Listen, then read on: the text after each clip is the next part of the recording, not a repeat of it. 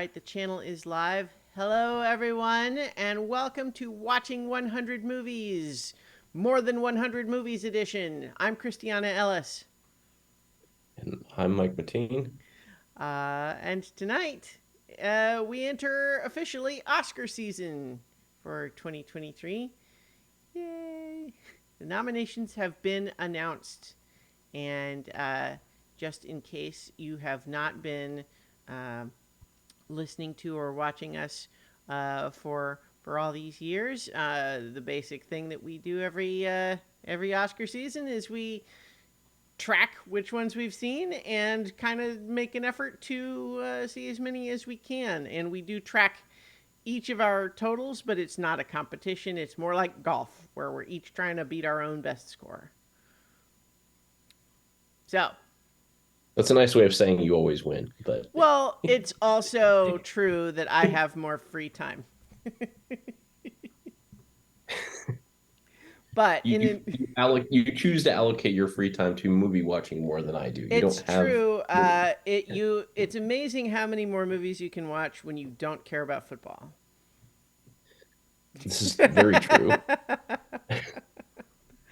But in any case, we're here tonight However, I do oh make bad yeah. decisions. Like this weekend, when before football was on, I decided to rewatch The Batman, which gets me no more points, takes 3 hours of movie watching time from me. Yeah. So not the best choice from an efficiency standpoint, but Oh from a sure. did I want to do this and Well, it enjoy reminds myself? you whether or not you think it is worthy of, for example, the best makeup and hairstyling Oscar.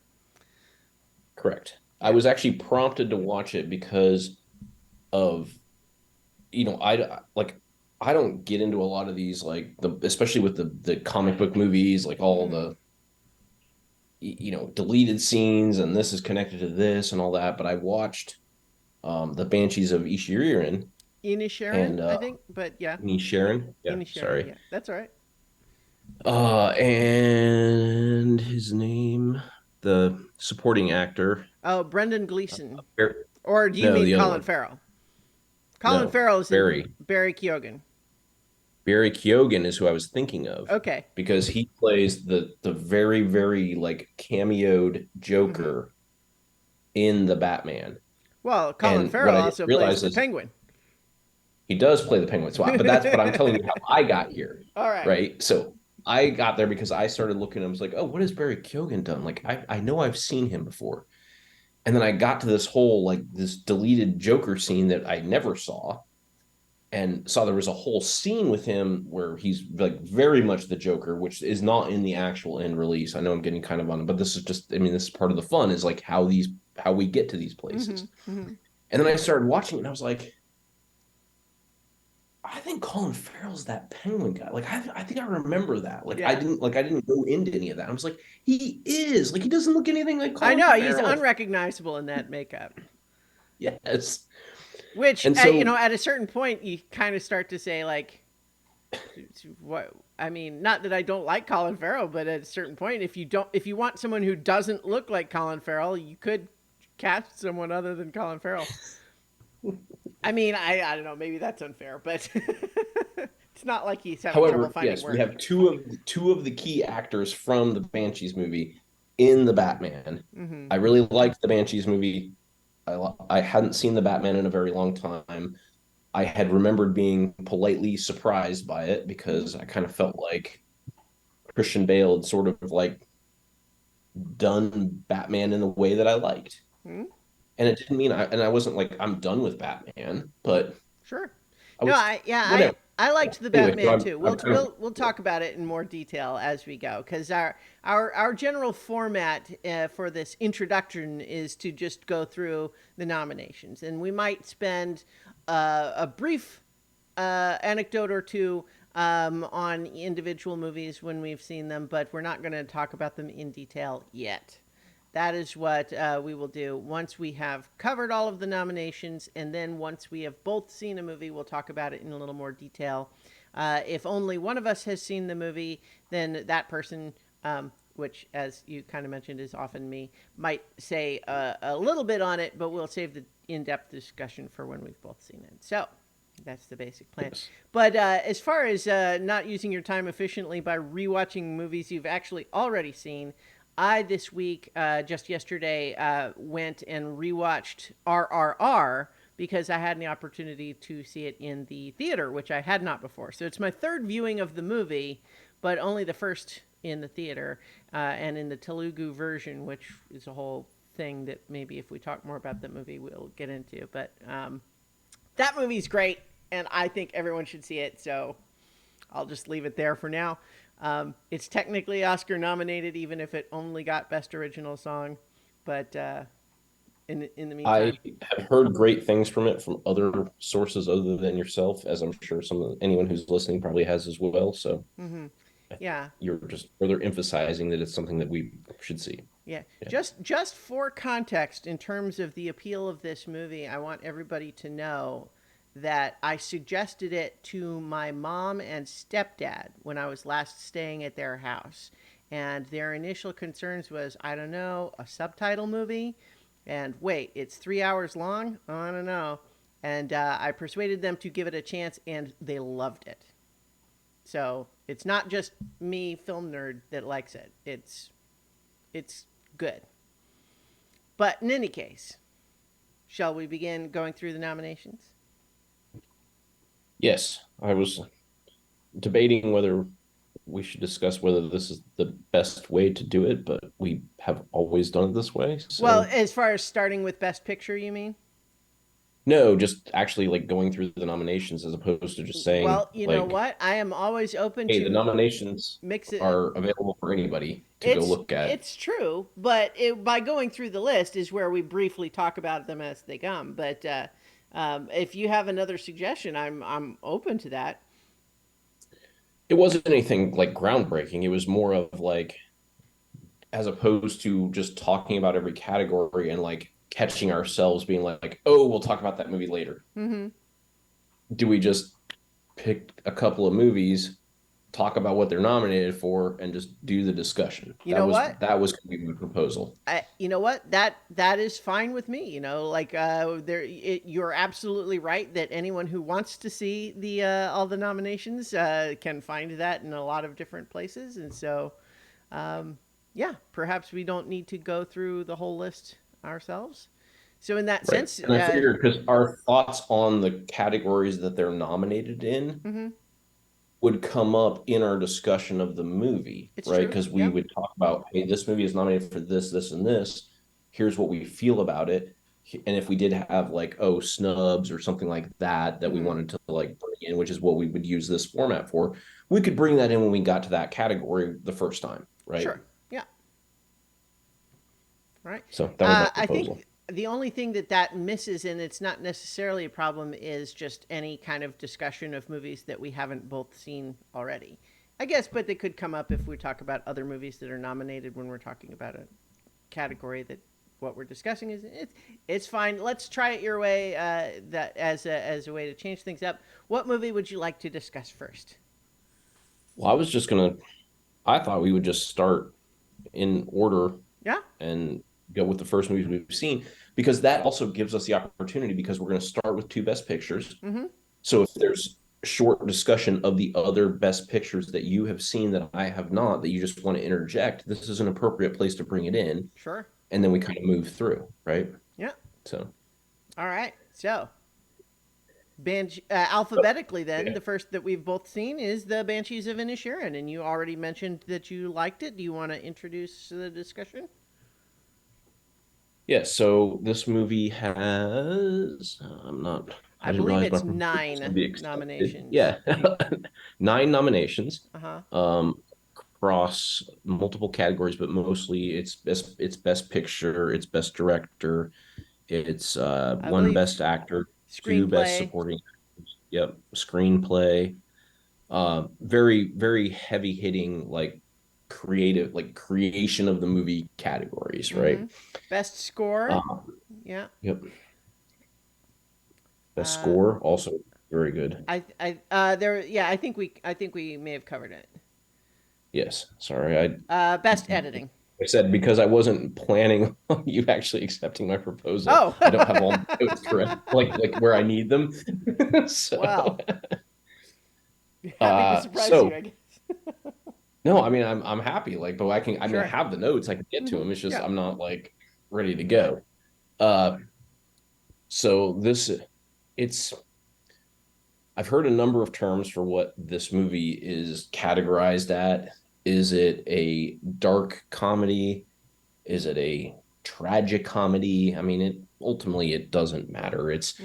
It's got a lot of very heavy-handed but interesting drama, alleviated with some really clever humor, Yeah. which is whatever people are trying to describe it as, that's what they're hitting at, The right? way Is I've put it, suggesting it for other people, is it is the saddest movie that is also frequently hilarious that I've ever seen. very good. That's kind of where I think that's what sums it up for me, tone Yes, wise. and so it's directed by who as we talked about, Martin McDonagh, who is nominated for Best Director. Hmm. He also did most recently Three Billboards Outside Ebbing, Missouri, Hmm. um, which also was nominated. I don't Yeah, know, it can't remember what it won, but if it did well, anything, here I will look up some of this context. It was certainly nominated for a bunch of awards. I'll look up what it won. Go ahead. Otherwise, though. uh, prior to that, his previous movie was called Seven Psychopaths, which I'm not familiar with, and then before that was In Bruges, Mm-hmm.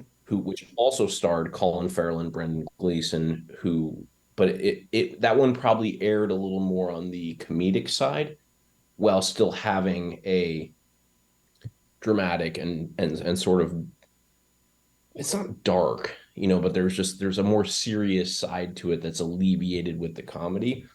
I felt like that had a little bit more comedy, but it was my first introduction to him. He's primarily a playwright, Mm. um, but I absolutely loved In Bruges. I thought these guys were great in it, and I knew this wasn't going to have the same like tenor as In Bruges, but I still thought it was very very good. Hmm. Yeah, I Um, like In Bruges too. Just following up, Three Billboards was nominated for seven things, including Best Picture, etc. But uh, Sam Rockwell and Frances McDormand won their acting award categories, but that was it. yeah, And that would I'll probably make sense. Yeah, Yeah, I think certainly people can look back up our episode where we talked about that movie, but I think it's a little mixed. Like it does a lot of things really well, but there's some pieces of it that feel a little bit, kind of clunk a little bit. Some sour notes, I thought, but but otherwise, yeah, certainly a notable film. yes. Hmm. So knowing all that, I was excited to watch this, but also to your point, like I didn't know the entire story. I knew the basic plot, which it is two friends who one friend just out of the blue decides to announce that he just doesn't want to be friends anymore. Hmm. And there's a whole lot more to that, right? Yeah, But right. that's kind of the kickstart to like what's happening. Right. So, what the movie explores as it goes is that it's really only out of the blue for one half of that friendship because the two guys don't really see the relationship the same way, ultimately. Correct. But we're seeing it from the perspective of the friend for whom it's like, what? What are you talking about? Where's this coming from? Right. He is our, for better or worse, protagonist, Yeah. right? Like Hmm.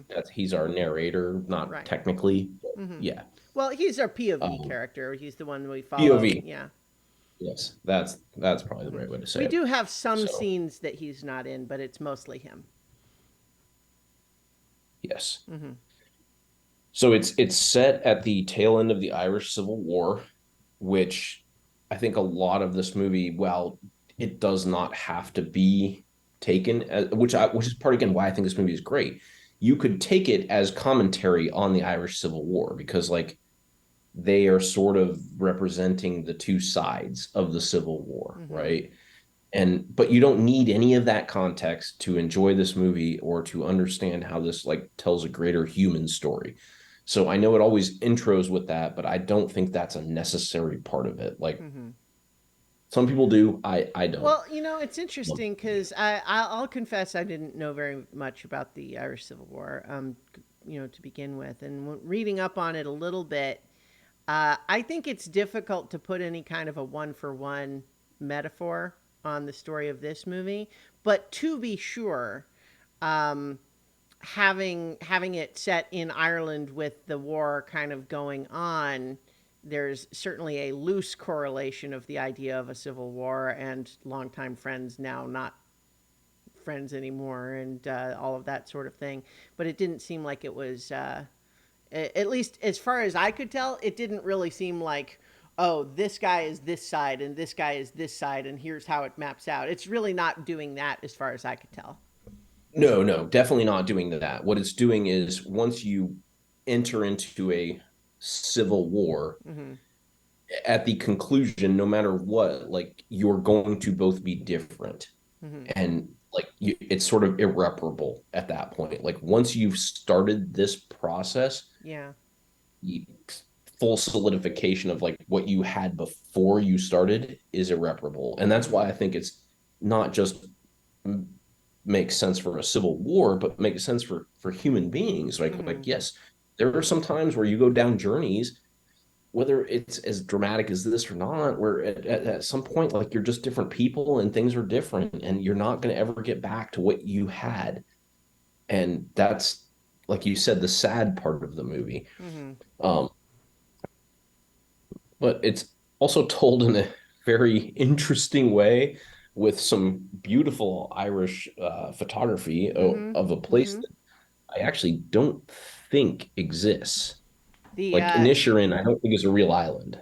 uh yeah, I didn't look that up. I don't know. I don't know either way, but Oh, yeah, no, I even have it here in my notes. Fictional Irish island mm-hmm. of Inisherin, Yeah. off Close the enough west to the coast. fighting that they hear the artillery occasionally across the water, but that's about it. Correct. Yep.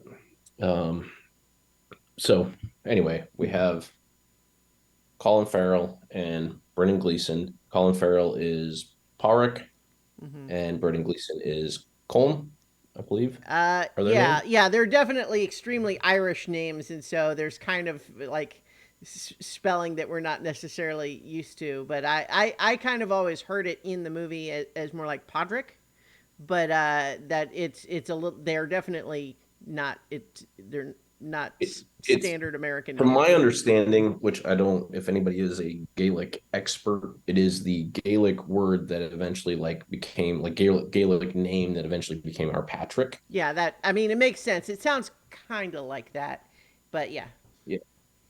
But it's yeah, it's Padraig or Podrick or something like it's somewhere in that. But Hmm. anyway, um, so we've already talked about like what just getting very, very. I'm gonna try to really shorten up the plot summary. So, Okay. and then we can discuss all the things that happened during it, which will elucidate a little bit more. Hmm. But Padraig is told by Colm that he doesn't want to be friends with him. Padraig is well liked by everybody.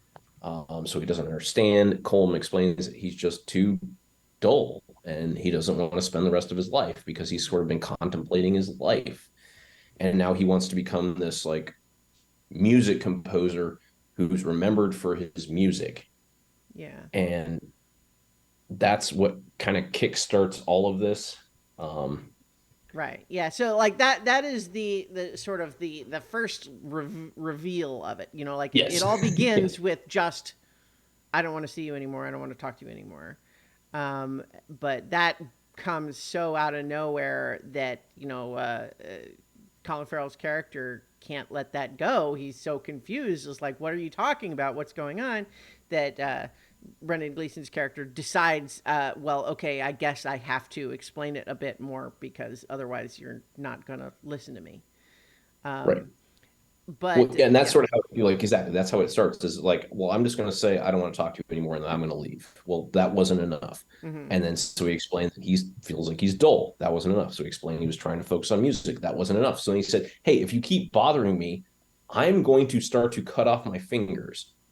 Yeah, well, so here's I guess this is obviously a complicated question, but just by and large, like obviously it's a tragedy what all kind of happens as a result of all of this. It's it's one of those things where you can't help but feel like there should have been a better way to resolve all this. Certainly, there must have been a better way than what actually happens because that doesn't things don't go well. But I guess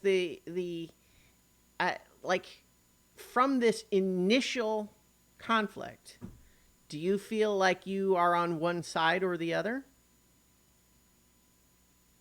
I feel like I'm on Podrick's side. Yeah, yeah. I mean, that was kind of my reaction too. Although I certainly have encountered some people in Discord that were a little bit more completely on Brendan Gleeson's side than I expected.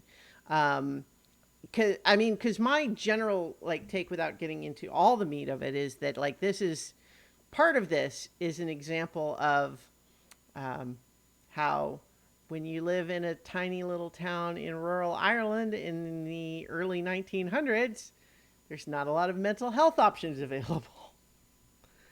And so when you have someone who is starting to make some irrational decisions, uh, there's not really much to be done. And so the question just becomes for people who care about that person, well, they don't want you to intervene, but the alternative is to just let them continue on that other path. And so on the one, so I can't help but feel like it's not clear that Podrick makes all the right decisions because he's not very bright, which is clear within the movie. But that said, Colm is kind of I think he has he's gotten fixated on the idea not merely that the only way for his life to have any meaning is for him to write a song that will be remembered, but also specifically that Podrick is the one that's keeping him from accomplishing that. Right. And and he goes completely to the idea of have to sever all contact with the person that I've spent almost every day with for 30 years overnight, which is kind of like you sort of want to say maybe you start with saying let's only hang out 3 days a week instead of seven, instead of having to go all the way to zero. But see, my armchair But that's not psychology how of it. that works. Well, that's what I was Like just going to say. Like the psychology of it, I think, is that um, Podrick, it's almost not even about him.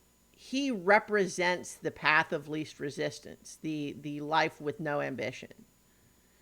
And so by hanging out with him, it's too easy to just slip into that for Colm. And so that's why he thinks he needs to stop it altogether. But it's frankly just not a realistic expectation to be able to do that when it's like there is one pub for this entire region. You're going to right. expect him Which to go there and just not talk to you, sit on some other table, and you get to keep all your other friends, but he doesn't somehow? Or like, how does that supposed to work?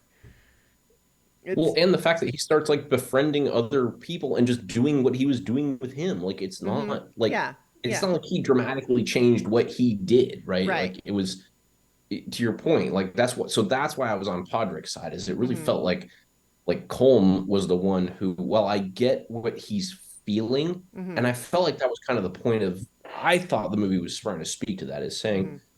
we understand like that you want bigger and better things and you want to have ambition in life and like that's something and sometimes when you're trying to like get rid of something, like you want to take dramatic ends. Mm-hmm. And it sort of takes it to this weird slippery slope of like what we wouldn't normally do, which is Mm-hmm. cut off our friendship and then threaten to cut off our fingers if our Well, friend yeah, keeps see, talking like, to and that's a perfect illustration of the instant someone even says that that's the stakes in this, that's where everybody else nearby needs to step in and say, whoa, whoa, whoa, whoa, whoa.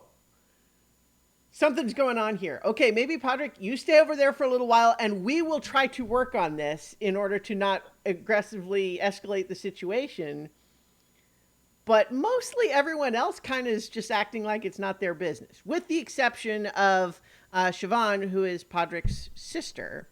But we want to bring Yes. her in too. She's played by Carrie Condon, who's She's also yeah, she's nominated. critical to the movie, yeah, Yeah, I think. because she is this parallel to Colm in a lot of ways. Because she is actually pretty bright and maybe ambitious too, but she has found herself in some ways kind of chained to Podrick in a lot of the ways that Colm is worried about. Because she feels like she could accomplish more and be more fulfilled if she like went to the city, she learned to do some of these other things, but Podrick can kind of like he can mostly take care of himself, but kind of she's worried he'd fall to pieces if she wasn't there, and so she's kind of for a long time just set her own dreams and ambitions on the shelf because she feels like she can't leave him. And in some respects, that's very much a parallel to what Colm is feeling, right? And so, in that sense, we can see Podrick as being kind of a millstone around both these people's necks. However, I think what's important in all of that calculus is that it's not his fault. Like, he's just who he is. I mean, it's like Yeah. there's no moral fault in any of that. If anything, maybe if they are so resentful of that, they needed to work on that over time instead of yeah. But like for example, what ends up happening with her, like she sees all this happening and kind of makes her own decisions uh, about what she needs to do, but she's doing it from this place of I have to make this decision that's a little bit selfish, but I have to do it, but I'm doing it with as much love as I can, and I'm going to try to maintain as much contact as I can. But I'm doing it anyway, as opposed to Combs, whose approach is really profoundly selfish in comparison. Yes. Yeah, like with Well, yeah, I mean, I mean, she writes to him and invites him to come join her yeah. after she's kind of settled, and he, and that's where he makes his own decision at that point that Mm-hmm. he's not going to join her, and he's going to sort of, I mean, but we're in a different part of their relationship, Yeah. everybody's relationship at that point. But I would say to your point about it not being his fault, like you're right, like he is who he is, and Mm-hmm. my favorite scene in this movie is when he finally like kind of takes some agency for that and goes and confronts Colm at the pub and says like, okay, like everybody just says like I'm nice and that's like not good enough. That's all I'm going to be remembered for. Mm-hmm. Like, well, maybe that's something. Maybe that is what I want to be remembered for. Is that so bad Yeah. that like he was a nice guy? Yeah. Like, is that so bad? My dad was nice and I remember him. My mom was Yeah, nice. I remember him. Like my sister's nice and I'm going to remember her, right? Like yeah. yeah, like that where he takes that and is like, that's okay. Like that part was my favorite scene, Mm-hmm. and it also makes the movie part of the sad. It also makes the turn for part of the saddest part of the movie Mm-hmm. because that's where Colm is like, oh well, that's the most interesting he's ever been. Like now I might give him a chance, but it's when Dominic is like, yes, like this is the guy. Like I've been searching for Right. somebody Dominic to played look by up. Barry To. Keoghan, who we Yeah. mentioned previously. Yeah. Right. So Dominic is the policeman's son, and he's beaten and otherwise abused. I don't think it's clear Yeah, it's to not what obvious whether extent. that's happening or not. It sounds like it might have been speculation on Podrick's part when he mentions that. yeah, there's some sort of abusiveness, Yeah. whether it's again Beating at it's least. beating at least, Hmm. that Dominic is getting from his policeman father. And Dominic is kind of searching for other places. Like he gets kicked out of his house a lot, Hmm. and Siobhan helps him. He has sort of a, romantic Yeah, he's got a interest crush in on her. Siobhan, but Yeah. he's got a crush on her, but it's not 100% clear if it's like real or if it's just because she's nice Well, to him. And then I think he's complicated. Like, right, he's it's in a weird spot. it's the Yeah. small town thing of like it's not necessarily that he's got like he's got a crush on her, but it's also like who else is there to have a crush on? Right. There's Also really true. Yeah. it's such a small town. There's just nobody else. Right. And so then, but so Dominic being sort of the innocent in the story Hmm. is so excited about how, you know he loves what Podrick's doing. Like Hmm. like that's the guy he's kind of like focused on as like his mentor. He doesn't say Hmm. any of this, right? Like it's just Yeah. like he's kind of associated himself with that. But he also has the benefit of having been in the pub and heard Colm say, maybe I do like him now. That's the most interesting he's ever been. Hmm. So he tells Podrick that. So Podrick comes to go see Colm to kind of build off of that, Yeah. which that is what sets Colm off. And he's like, oh, like, Well, like to your point, like it's not, yeah, it's because the thing is that like while we were saying that earlier that like that Podrick shouldn't like there's it's not a moral failing to be dull and just kind of a nice guy who doesn't really have any ambition other than to take care of his animals during the day and then go to the pub in the evening. Like that's all he really wants to do and it's available to him, so why he doesn't look for anything else. And like not everybody feels that way, but it doesn't make him a bad person. However, it's also true that even if we can assign some blame to Colm in the way he handles all of this and the way he treats Podrick's response is to continue to escalate more and more and more to try to restore it to the status quo, even at the expense of the other nice people that are still around him. And that's where his own turn comes, is that he is so unwilling to accept this change in his day-to-day existence that was just like he liked it, that we have Dominic there who does like him for being nice, but he doesn't care because he wants Colm back. right. So he takes advantage of what Dominic told him to Yeah. go. And this is where the tragedy that ends up in Dominic Mm-hmm. really ends up. Like, I mean, the obviously the abuse is the catalyst to Yeah. all of this, but it is not what leads him to his end state. It's the trying to like be a part of this and just not understanding that like every time he tries to help Podrick, like Podrick gets worse. Like Podrick had this great scene where he took agency about being nice, and Dominic gave him the information that Colm liked that, and so he tried to go back and get Colm back, and that Yeah. escalated, and that's when he cuts off his first finger, right? And then there's the later part where Dominic like says like you're not nice anymore, Mm-hmm. right? Like you Yeah. now that no one once Podrick has started like tricking the fiddler and he's talking about this Yeah. and like all this stuff. I mean, get into all the details if we want, but he starts doing things that aren't nice Mm-hmm. because he's now trying to figure out how to get Colm back to Right. be as Right. to your point, get the status quo. And Dominic doesn't like that. Mm-hmm.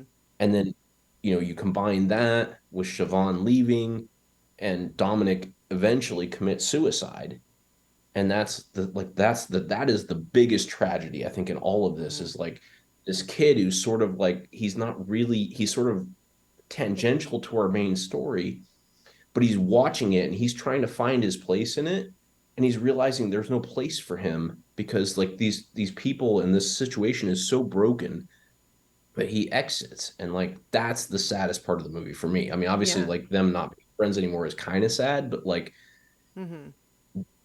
the part where he was like, yes, like you're nice and you're happy about that, but you couldn't stay that way because, And again, whether it was what Colm did that drove him that way or Hmm. whatever, it doesn't matter. Like, Well, you know, right, like because I think as much as we can regret how everything turns out and how everything goes, what Podrick would have wanted is for everything to just stay the same forever. And I don't think right. we are on the side of thinking that's what should have happened, right? Correct. Because And I clearly think this that's where what Siobhan's character is so important yes, because she exactly. presents a reasonable alternative Well, to well, Colm. yeah, or and just this idea that like as much is what we started with, as much as it seems like it's out of the blue to Podrick, this was really building over time, probably a long time, from Cole's point of view, and Siobhan for that matter, their whole lives probably. And so it's we can, I think, understand that maybe the story is to some extent about how the idea that sometimes changes need to happen in ways that like you can't like the change needs to happen but it's like there's no way to do it without hurting somebody.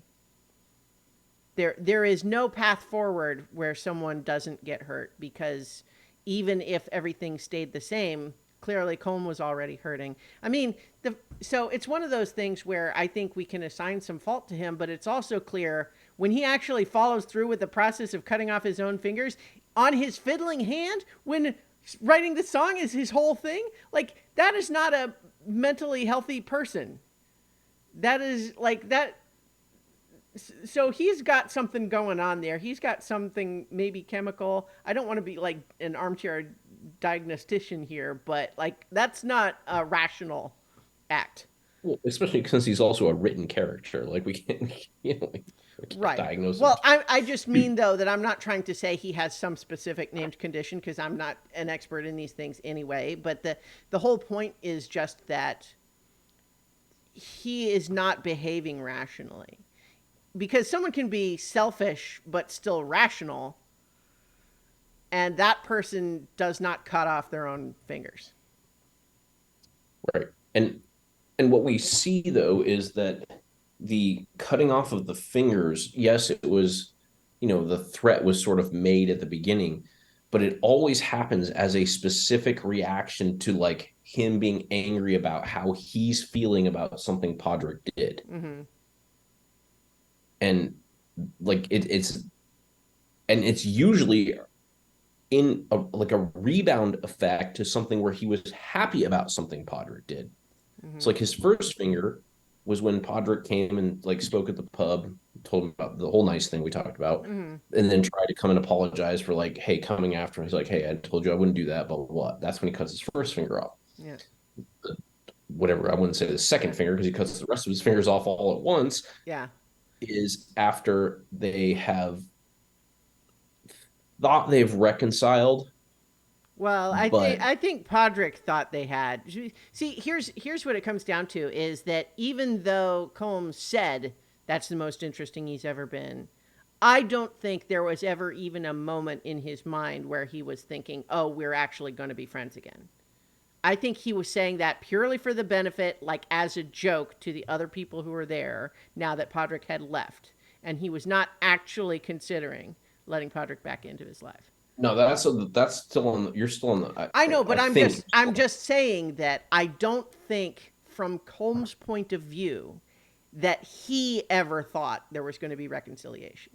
No, no, and that's what I'm saying. Like he liked, but he started to feel towards Podrick again, and then when Podrick came at him, it's almost like the rebound was like cutting Mm-hmm. off the finger, and then it's similar when he cuts off the remainder of the fingers is when he gets to show Podrick that he composed his song, Mm-hmm. the Banshees of Inisherin, Mm-hmm. and that now that he has done this, like again, like they're not ready to be friends again, but Podrick makes a normal suggestion that like they should go to the pub and order a couple of pints. And Colm actually, I believe him there where he says that would be fine. Like not like I'm gonna be your friend, Mm-hmm. but hey, like, all right, I've got my song, like, okay, maybe I'll have a pint with you.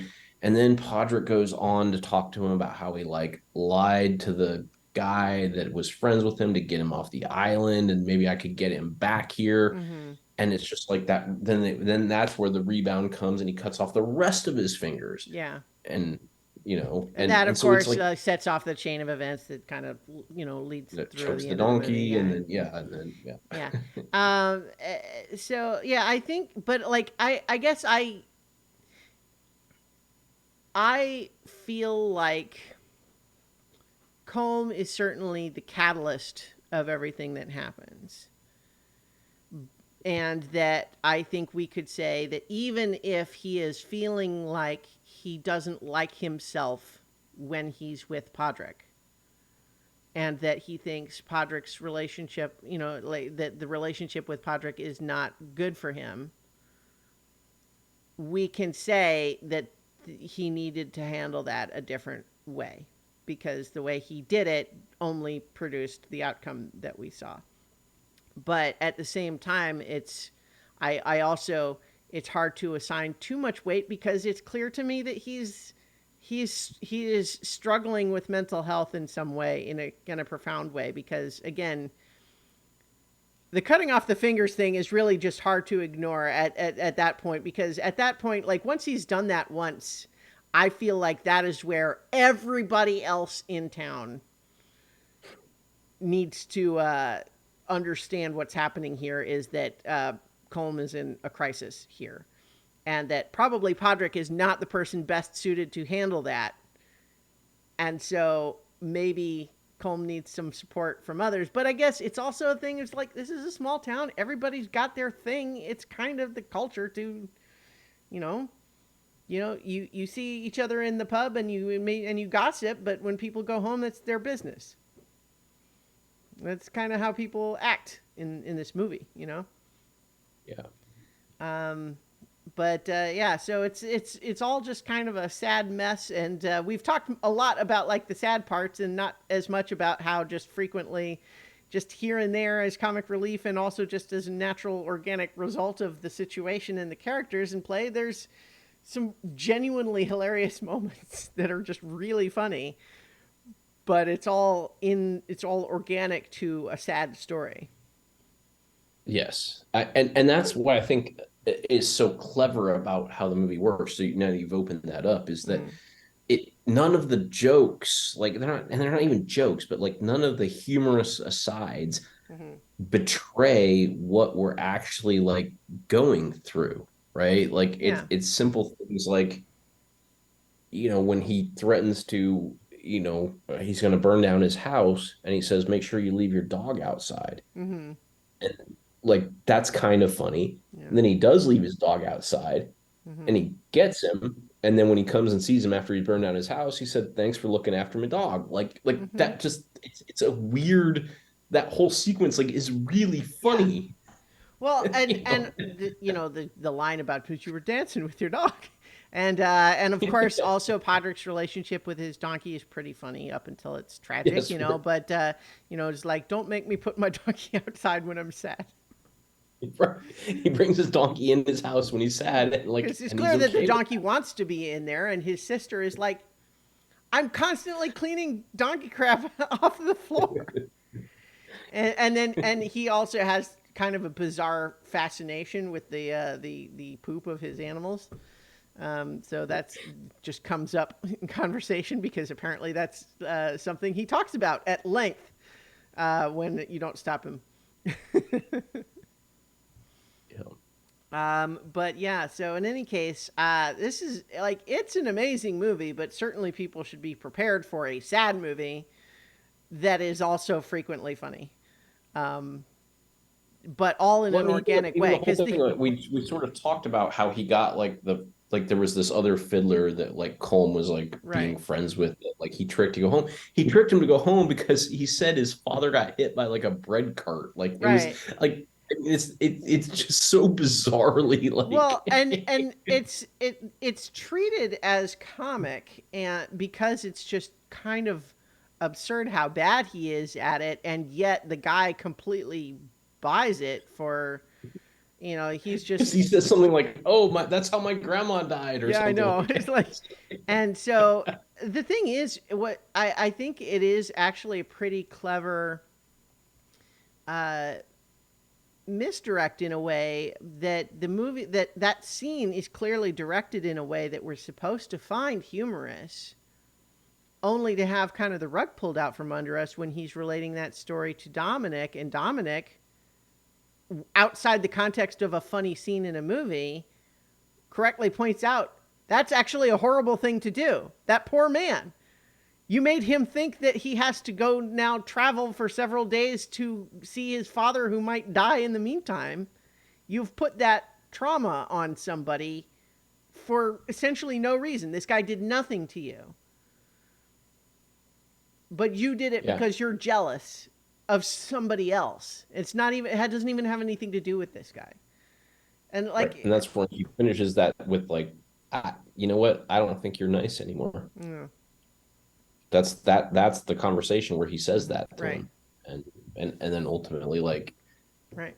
Well, but like yeah, so the movie is so good at having the humor and the sad stuff kind of really interweave with each other organically, because it's back to Inside Out. It's like adult emotions are complicated. They're not all one thing. And so on the one hand, that scene where he's lying to the guy is funny, but also it's funny in one light and not in another, and the movie really expertly makes us see it from both sides that way. yes. Yeah. So that's a great movie. I don't know. Should we? So we could just briefly touch on it's nominated for Best Picture, Best Director. I think it's certainly great in both of those. We kind of touched on Colin Farrell for best lead actor. Um, He's yeah. yeah, he's really good. And then for best supporting actor, you have Brendan Gleeson and Barry Keoghan. Um, and then Carrie Condon for best supporting actress. Uh, it's got best original screenplay. And all of these seem entirely worthwhile. This score is also really good. Best original score by Carter Burwell. I think, like, I was listening to all the nominated scores, and I think it's really good. Although, we're gonna talk about everything all everywhere all at once eventually. I think. Yep. We'll get there. But in any case, the last thing for Banshees of Inisherin we talked about was editing, I think. Yeah. I mean, Yeah. it's a super well constructed film. Yeah, it's just great on all levels. I think it is certainly I think in my like top four this year. I think narrowing down the specific rankings of those four is a little tougher, but it's certainly one of the ones I liked the most of the ones all the ones I've seen so far I liked, but in terms of best picture nominees.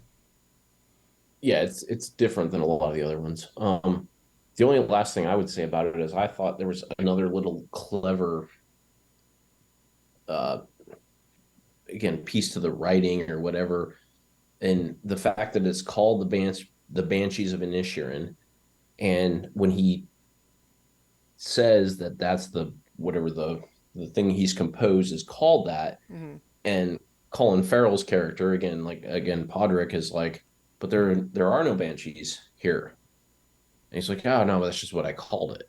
Mm-hmm. But yet, if you really know what a banshee is, like it's the like a Gaelic like creature that like Yeah. announces death. I And know it from Mrs. the classic McCormick, live action Disney movie Darby O'Gill and the Little People. yes. But just because that had Banshee in it, that's what I always think of. But yeah, But that's what banshees are. And so he says there's no banshees here. And it's sort of like just an aside of like, oh, you've just sort of created this like, you're being pretentious. Is kind of what he was saying, but he's mm-hmm. not clever enough to know what he's doing. But then you have this character, Mrs. McCormick, who's sort of like in the background, Yeah, but also like is yeah, announcing kind of a like when scowly old lady who foretells two deaths. two deaths and is like and also sort of guides one person to how to find Dominic when he drowned himself, right? Mm-hmm. Like So she is Yeah. actually a banshee, Yeah, you know, and in then simultaneously a source of other humor because there's a running gag of nobody wants to talk to her, so people are always trying to hide on the other side of walls when they see her coming. yes, because she is the banshee, Yeah, right? yeah. No, Yeah. I mean it is a nice detail for sure. Yes. All right. So I just thought that was a little clever, Yeah. when you're looking at, again, particularly screenplay, Mm-hmm. that was an interesting, like, sort of aside that they kind of left in there that I thought was pretty good. Mm-hmm. So, All right. So, all right. uh, if we're just going down the list, the next one that we've both seen is Top Gun Maverick. All right. So, Top Gun Maverick, I feel like of the various sort of responses to the nominations I've heard, I feel like more than once I've heard people express surprise that it got the Best Picture nomination, and my reaction to that is always, why? It was critically acclaimed and it made $1 billion. What? And a lot of people went to see it and liked it, and so did the critics. Why wouldn't it get Best Picture nomination? I don't think it's going to win, but I mean, I think it is a great movie that is very much in the category of so much better than it had to be. Like you could imagine them making a cash grab, 40 years later sequel that is not anywhere near that good, and yet it's actually pretty good, better than the first one, I would say, by a significant margin, honestly. Yes. I mean, the first one has some, like, sort of cultural, like, Yeah, I mean, it's like it's there, but it's yeah, had some staying power, but when you go back and watch it today, there you like the plane scenes more than the rest, I think. that's yes. my that's my reaction. I perhaps I'm shouldn't not project. disagreeing with you. Yeah. Yeah, I think it sort of has its sort of place in the moment that yeah, Mm-hmm. this movie is constructually and just pure entertainment and uh, is way better. Yeah. And to your point, like, it's like, so first of all, the Academy has been being criticized for years for, like, not taking in, like, being too elitist, Mm-hmm. right? And so when they finally, like, take in a movie that is, a box office success and is also good enough to be on this stage, Yeah. people criticize it. Like, well, those are the people. You're the people that are making everybody think it's elitist. Like, Mm-hmm. you're being elitist is what I'm saying at that point, Yeah. because it's a good movie. Mm-hmm. Yeah, I agree. Well, to be fair, even the people that I've had that conversation with weren't necessarily expressing the position that it shouldn't be nominated, more that they are surprised that it was. But I Yeah. guess I'm just sort of still on the basis of like, I'm not surprised. I think it would be a shock if it wasn't based on the criteria that we just talked about. But that said, because it's not like this is Avengers Endgame or something like that, where it makes a whole ton of money and a lot of people went to see it, but mostly the critics are like, it is what it is, right? Whereas this one had a whole lot of critics saying, wow, it surprised me. Um, so it got 6 nominations for film editing, visual effects, uh, sound. Scrolling. That's 3, right? Best picture, obviously, we already talked about. I think it has. Let's see. Best original song for "Hold My Hand," which I guess probably plays over the end credits. It does. Yeah. Best adapted screenplay, which notably, this has come up for a couple of movies in that category this year. It is adapted because it's a sequel. That is why. It's not adapted from some other property or other book or something like that. Because it features characters that were in another movie, officially, that makes it an adapted screenplay. That's the rules, apparently. But then, of course, Best Picture. Those are the nominations. I think if there was one of those nominations that, like, the screenplay, I think is when we talk about it being better than anyone expected, I think that's about 1/3 the screenplay and 2/3 the innovative way that they went about making it in terms of kind of following along the trend, the micro trend created by Christopher McQuarrie and Tom Cruise in the Mission Impossible movies. They decided to let's try to do as little CGI as we can. Let's try to find new ways to film this stuff that people haven't seen before, and try to have real actors in real planes with real cameras actually looking at them in ways that has never been done before. And I think that is a huge part of what makes it so good. But the screenplay is also there too, right? This movie, I think, is mostly screenplay and the technical filmmaking, which is not to downplay Tom Cruise as an actor. I think he's great, but I don't think this is among his top 5 best performances necessarily. It's just, he certainly does his job as the lead. And so does everybody else. I Yeah. mean, so I don't want to discount Oh, the sure. Yeah. fact. I didn't think anyone was bad, but Yeah, like Miles Teller is like the sort of I mean, he's not like the new Iceman. I get it, but he's like the yeah. Well, kind of yeah. yeah, Like they're they're all remixing it a really little good. bit, right? Because he's like Iceman plus Goose, but also the context is different because now Maverick is not a peer; he's the mentor, right? And Right. it's all remixed. It's a little bit like when the Force Awakens came out, and you can't map Rey, Finn, and Poe directly to Luke, Han, and Leia, but it's like all three of them are kind like you put Luke, Han, and Leia in a blender, and then you put three new characters that are a remix of the various traits, right? It's kind of a recipe to get 3 characters that we like in a similar way, even if there's not an obvious one-to-one who's who, right? Yeah. Well, I think that's what part of what makes these good is that they don't try to map them directly because Mm-hmm. then you're doing a remake, not a sequel, Yeah. right? Mm-hmm.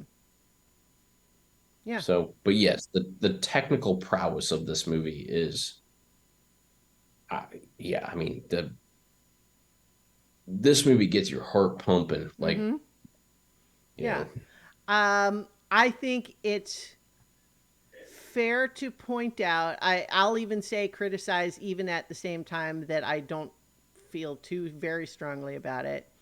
I think it is, to some respect, to the movie's.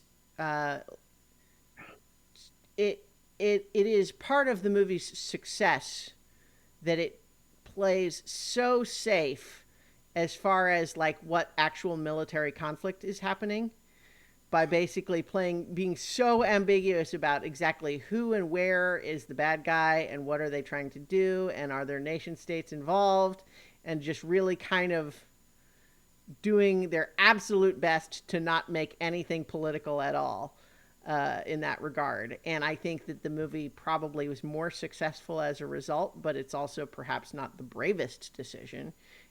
But so it's, again, it's like I'm not necessarily giving it a hard time, but also just kind of observing that like they really went out of their way to not have it have anything to do with the real world.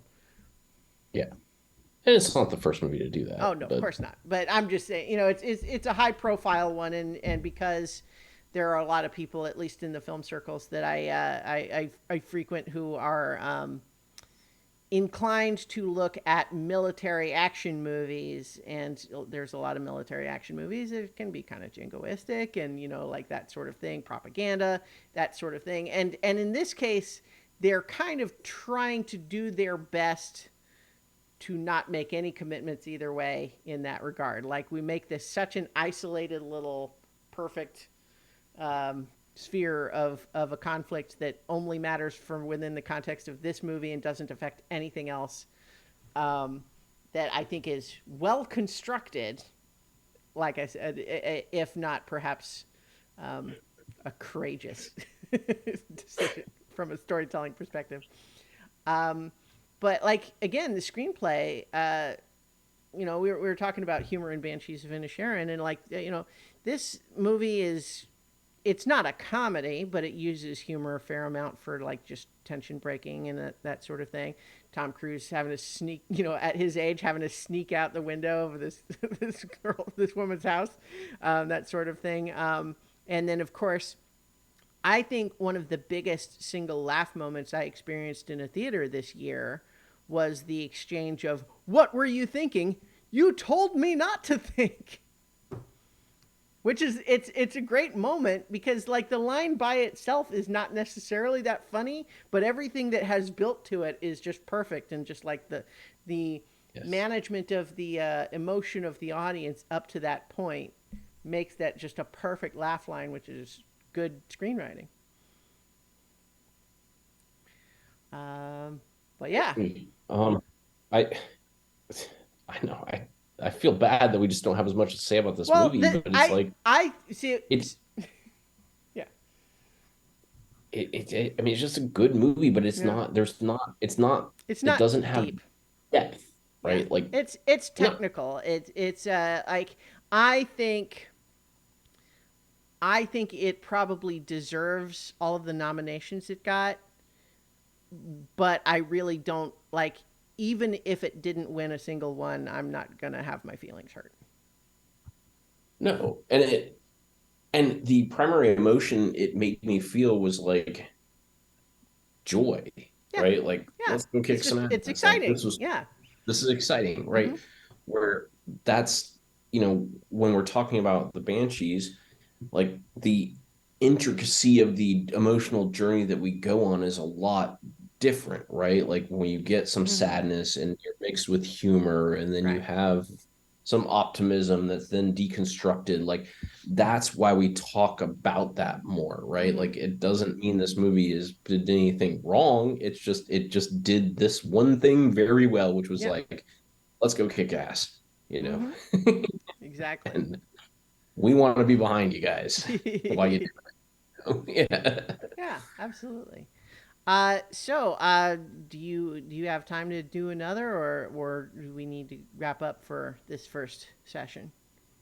Uh, what's next? Well, so alphabetically it would be Elvis, but I feel like in some ways Avatar: The Way of Water is kind of the natural next one to talk about since we just talked about Top Gun. Yeah, I don't know that I have time to dive into Avatar, Okay, honestly. you have a lot to Uh, say about that one. I yeah, I mean both.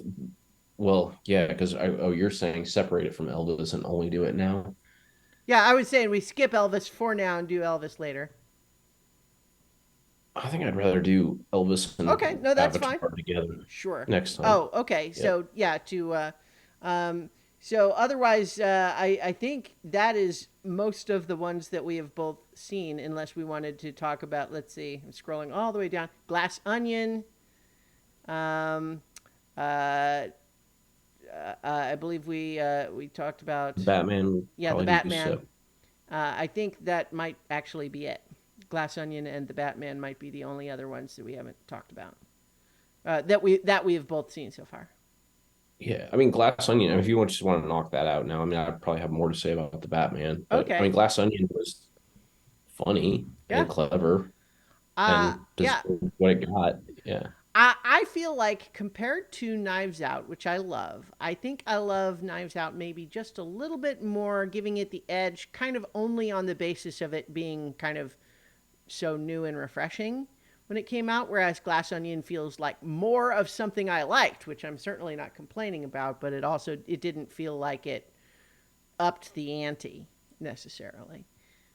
Yeah, and well, I don't 100% agree with the criticisms of like, oh, well, this was just trying to take down Elon Musk or like, well, like trying to like there is a little bit of that like where it feels too contemporaneous to like this Yeah. is like a billionaire in our time, whereas like Knives Out was a little bit more like Old money. time agnostic. Yeah, Mm. old money. But the reality is like that's actually probably the next best net. next step for that Yeah. story, right? Like we'll do the old money and we'll do the new money, right? Yeah. And so I'm almost mad that I got clouded by people criticizing it for that, and it kind of diminished my, yeah. Yeah, like I never really gave any weight to those criticisms just in my own head for probably two reasons. One is that I have no quarrel whatsoever with someone wanting to take down Elon Musk. I think he's not a very nice guy. I do not care about his feelings. I, So I that don't. was not my word about Oh, it I know. I'm too. just saying, but that's one half, and then the other half is I just like I think that it is really only Elon Musk's current place in the spotlight of reality that makes it seem so much like this movie is only about him. I think the movie is about a type of person that Elon Musk is an example of, but he's not the only person the movie is talking about. And so I think it's really only that people are also already so focused on him that they think that must mean this movie is all about him. Yes. However, the choice of the other characters does also make it very, again, to my point about making it very Yeah, no, contemporaneous. I agree, and I think that's certainly true, but I don't think that doesn't seem like a criticism, right? I mean, It's it's not. I don't know. I don't know why it made me I feel I think weird that about it. Right? Like there was some aspects of the movie that when I was first watching it, I was like, I'm not sure how I feel about this, and it took me kind of processing it a bit more to realize I liked it. And in particular, it kind of has to do with what actually happens around the ending. But then I just realized that the whole introduction of the whole thing is so specifically framed around the whole ethos of this crew of rich people is that they're supposedly these so-called disruptors who don't care about anything except breaking through the walls of whatever system is currently in place, doing whatever they want and then reaping all the benefits and then trying to keep everybody else from doing the same thing to them. That is their whole model. And so for someone to come in and essentially do that back to them really does work perfectly thematically, and I didn't kind of pick up on that completely as I was watching, and I had to think about it later. That kind of made that stuff work more for me. I, I don't know that I had that same realization. So yeah, now I'm gonna have to waste another movie watching time on Well, rewatching you know Glass what? Onion. Like, I haven't rewatched that one yet, but it does strike me as one that would really reward rewatching. Not least because some of the things that turn out to be meaningful clues during the whole reveal, you could actually see those happen. But also, like, there's a couple of the reveals that really just put everybody's behavior in some scenes into specific context. And, like, one key example here is that in the first viewing, there's the bit where Benoit Blanc just spoils the whole murder mystery game immediately. And I remember watching that the first time saying, like, that seems out of character for him. Why, if his whole thing here is to try to observe and find out what's going on, would he wade into the middle of that game like that? And instead of observing people play it, when he knows it's going to be pissing people off to wreck the game they're trying to play. They all came here to do that. And so why would he do that? But then of course once you know what's really going on, of course he doesn't care what they think. He is deliberately trying to disrupt what they're doing because he's not where we thought he was. Right? Like he knows that something shady is already going on and he's trying to present cover for his partner, so to speak, right? So it's not that he is trying, he is wading into the middle instead of staying back to observe because he already thinks he knows what's happening and he's trying to help it happen in a different way. And once again, it's that theme of disrupting, you know? It's kind of like, oh, you have this whole clever little plan that you think you're really super smart because you paid someone to design a game for you. Um, well, guess what? I have the power to just step right in and say, no, that's stupid. I'm going to make you feel bad because it makes me feel good to make you feel bad because I think you suck. But of course, he's playing it differently, right? But like that's just an example of something that I think there's there's such different context to a lot of scenes. You know, if you once you know. So I feel like that's a movie that probably does rewards a rewatch. I would agree. Yeah. So Okay. Well then, do you want to go ahead and leave it there? And yeah, let's leave it we there for will tonight. we will return with another update soon to talk about Elvis, Avatar: The Way of Water, and the Batman, and any of the other movies that we have both seen by then.